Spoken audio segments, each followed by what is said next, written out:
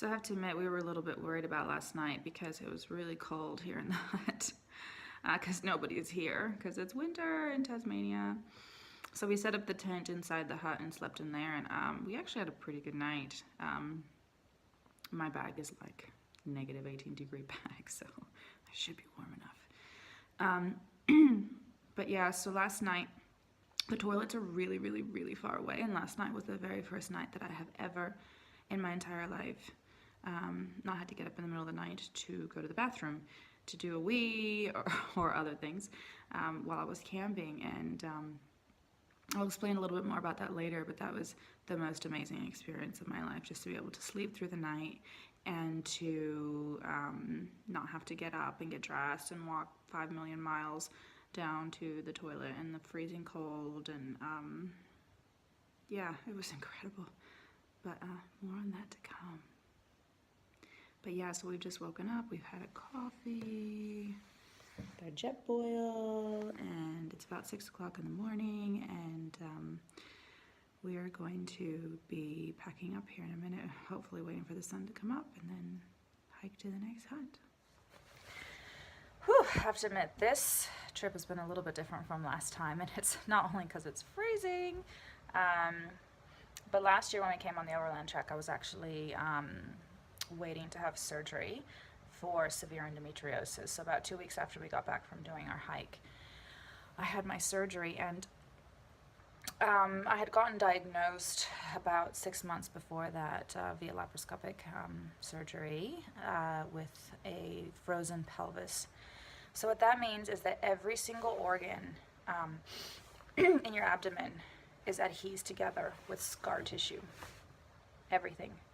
So the doctors couldn't see anything in my abdomen. I had scar tissue holding my uterus down and literally fusing it to my bowel. So my uterus was completely tipped backwards, retroverted, and completely adhesed to my bowel.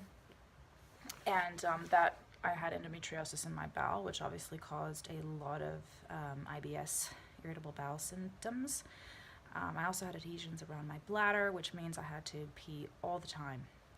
Any sort of irritant would make me pee. So I also had adhesions up in my diaphragm. So pulling down, I had endometriosis in my diaphragm. Everything was stuck together and adhesed together, and I lived in a state of chronic inflammation, chronic pain, terrible migraines, terrible hormonal fluctuations, and hiking was a nightmare. So I don't even know how I did it last year, to be honest. I just took pain pills 3 times a day and just sucked it up. And the hiking just caused such severe pelvic pain and severe bladder spasms that I felt like I had to pee the entire time I was hiking. I just kind of had to push through it and just remind myself, this is just irritation, this is just irritation. Like, I would stop and I'd try to pee, and there was nothing there.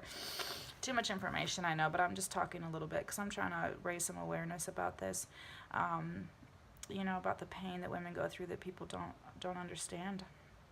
I have no idea. So I had my surgery, and I'm about 80% better. I still deal with chronic pelvic pain, but like, I hiked today without taking any pain pills, and that was amazing. That was life-changing. And last night, when I slept through the night without having to get up to pee in the middle of the night and without having irritable bowel while I'm hiking, was life-changing. So yeah, that was really powerful. So this has been a really exciting experience for me to come back and do it again and experience this revolutionary change. I'm not 100% yet, but I'm on the way to recovery, and it's really exciting.